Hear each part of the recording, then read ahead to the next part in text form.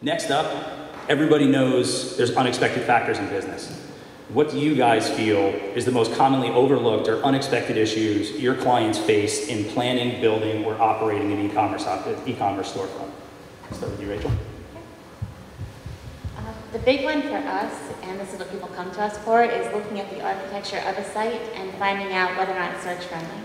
So there are things that people can do that can make the site where search engines can get through and get to all the content. And there are other ways that can be implemented where nothing can get through. So we've had people come to work with us after the site was redesigned and find that they need to redo everything and make it search friendly. We've had others where we work through the entire redesign with them and make sure everything's good from start to finish. So some things like that, examples would be like looking at some search-friendly URLs. If you have non-alphanumeric characters other than hyphens or underscores, you may want to revisit that and look at getting keyword-rich URLs instead. Make sure the navigation can be accessed by the search engines, because if you have all of your links in navigation that is not spiderable, the other pages may not get picked up.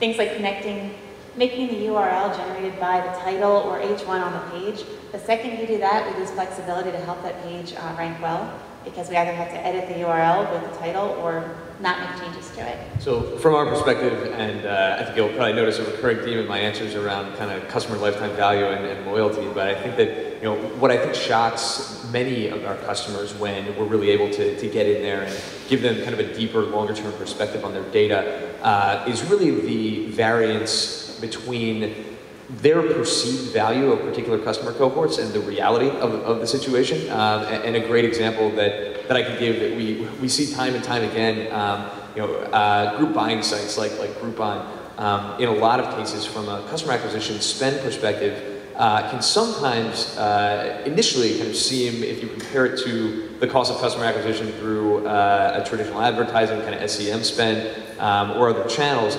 can seem like a good economic deal to kind of get a customer in the door initially. If you have a pretty high margin product, you can sell it at a discount and still give a piece of that margin, a substantial piece of that margin off to Groupon, and kind of the cost of that all in compared to other channels to get someone in the door may seem like a worthwhile expense, even if it's a bit of a loss leader.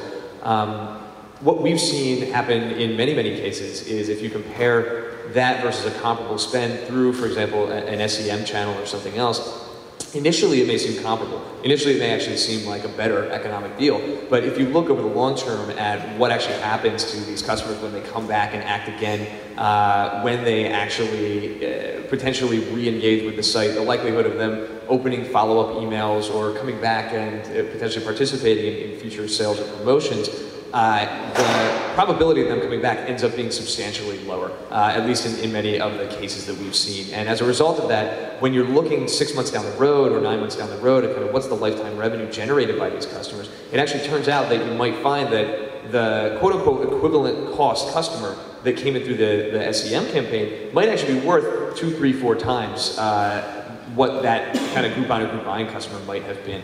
I think in general, from what I've been able to tell, aside from security, which is often just a layer of the business that's, some people see it as a cost center, other people just see it as if I have a firewall, that's all I need. Number of different things that, are often forgotten in security.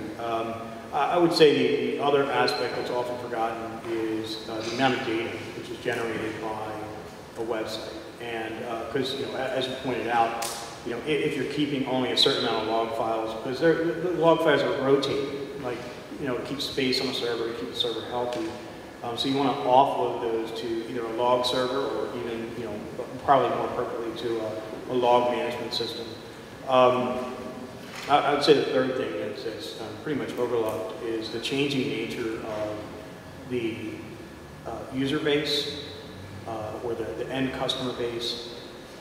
Or the changing nature of the traffic. So for example, you've seen a multi-channel strategy start to take root over the past 3 or 4 years. You've seen social start to take root recently. And if you don't have a flexible enough architecture in terms of your infrastructure, you're either A, going to get overwhelmed with the traffic loads and stress that these channels, often unpredictable channels, as we saw from Pinterest and a couple other very laser focused kind of traffic channels that can drive traffic to your site, you can overwhelm your site structure. Kind of that theme of the planning, building, and operating being the ongoing iterative process of all businesses. I think the thing we try to keep a focus on and be supportive of is what is that ecosystem you have of your organizational resources, your people, versus the technology that you have, you're bringing, you're building. And making sure it's the right mix. A lot of times, if that balance can get out of whack, and namely technology becoming a force in your organization, and now you find your planning resources around just to support different applications or different things you're doing, you're not driving the bus anymore at times. So Keith, you brought up the interesting point about kind of that 5-year plan. It's, from our perspective, it's how do you stay agile and the ability to stay nimble in both your technology and resource decisions so that you're always moving your business and your company in the way that you need it to go. So whether it's pivoting based on your operational side of your business plan is changing, or from the technology side, you have more resources to do things.